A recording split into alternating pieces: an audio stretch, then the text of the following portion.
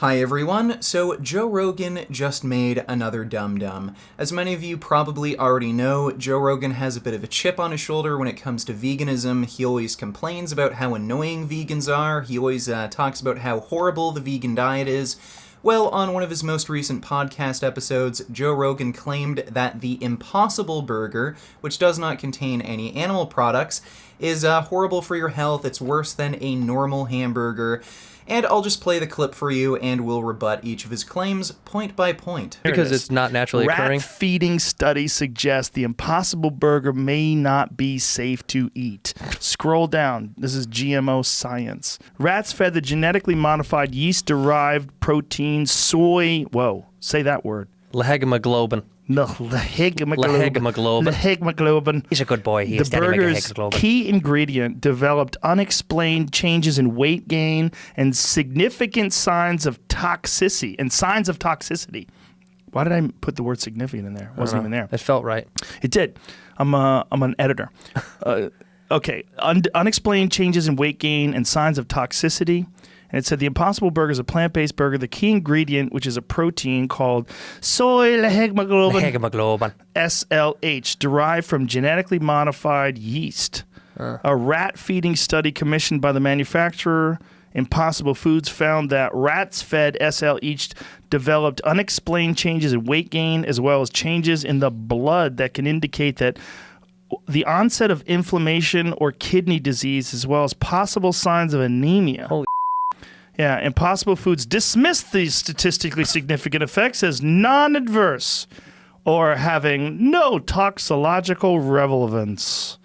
It's so funny you can just dismiss things. They did a real study and they're like, not real. Well, they're dismissing it because it's not convenient. I mean, It's real simple. Okay, so the key ingredient in the Impossible Burger is soy leg hemoglobin, and Joe Rogan is suggesting that because rats that were fed soy leg hemoglobin developed all of these health issues, that means the Impossible Burger is less healthy than a normal burger. But what Joe Rogan doesn't understand is that these health issues that we're seeing in these rats, that is a common side effect of iron overload, and you would expect similar symptoms in rats fed a high iron diet. So first of all, let's just talk about what soy leg hemoglobin is. This was taken from the Impossible Foods website. Soy leg hemoglobin is short for legume hemoglobin, the hemoglobin found in soy, a leguminous plant. Leg hemoglobin is a protein found in plants that carries heme, an iron-containing molecule that is essential for life. We make the Impossible Burger using heme from soy plants, which is identical to heme from animals and gives Impossible its unique meaty flavor. So soy leg hemoglobin is really just heme iron, and normally you'd find heme iron in sources like red meat, but Impossible Foods found a way to get heme iron from soy, and at least according to Impossible Foods, the heme iron in their soy product is identical to the heme iron you'd find in red meat. Now, heme iron is a very easily absorbed source of iron, and that's because it bypasses your body's regulatory mechanism. So if you're eating a lot of heme iron, it would be very easy to get too much iron. Now, if you were to design some sort of study where you fed rodents a high amount of heme iron, even if it was from a source like soy, like Impossible Foods created, that could very easily cause iron overload. Now, what are some of the symptoms of iron overload in rodents? So, in the article that Joe Rogan referenced from GMO Science, they claimed that soy leg hemoglobin caused unexplained transient decreases in body weight gain, decreased reticulocyte immature red blood cell count, and this can be a sign of anemia and or damage to the bone marrow where red blood cells are produced. Well, these are actually symptoms that you can find in other rodent studies where mice are fed high amounts of iron. High iron intake impairs growth and causes copper deficiency anemia in mice.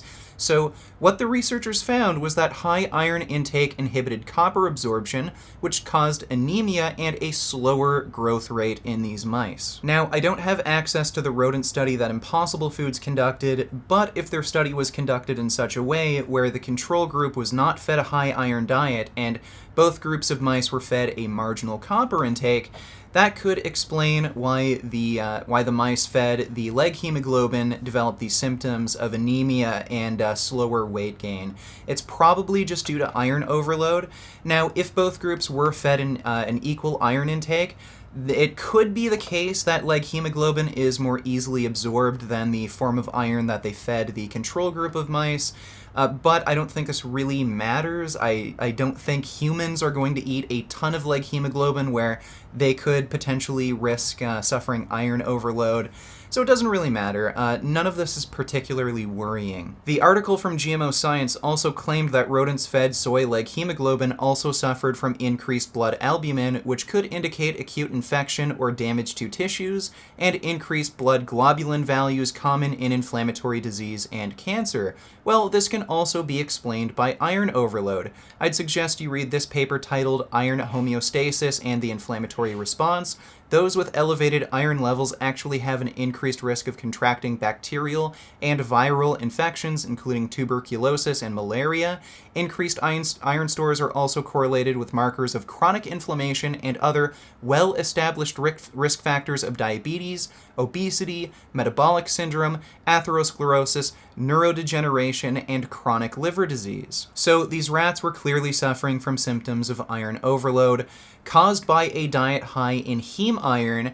And what's ironic here is that, at least according to Impossible Foods, the soy leg hemoglobin in the Impossible Burger is identical to the heme iron found in red meat. Joe has unwittingly admitted that red meat is bad for you for the same reasons that the Impossible Burger is bad for you. They're both high in heme iron. Heme iron is a pro-oxidant. It causes inflammation. It increases risk of infection, increases risk of a number of diseases, as I just demonstrated. In fact, it's so bad for you that 1 milligram increase in heme iron per day is associated with a 27% increased risk of coronary heart disease. So regardless of your source of heme iron, it's all bad for you. So to answer Joe's question, is the Impossible Burger healthy? Is it safe? No, not really. It's not healthy for you. It is unhealthy, but I wouldn't say it's any less healthy than a normal burger that contains meat.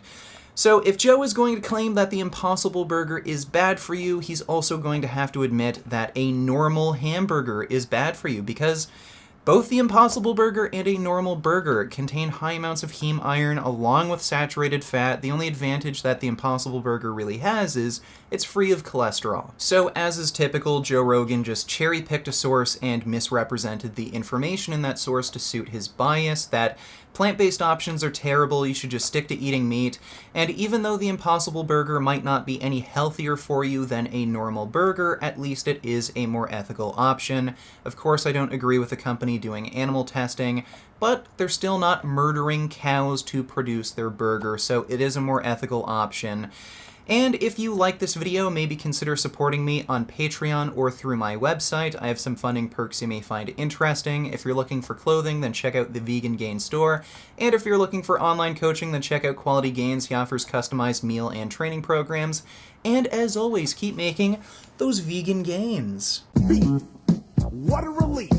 When will this poisonous product cease? This is another public service announcement. You can believe it or you can doubt it. Let us begin now with the cow. The way it gets to your plate and how.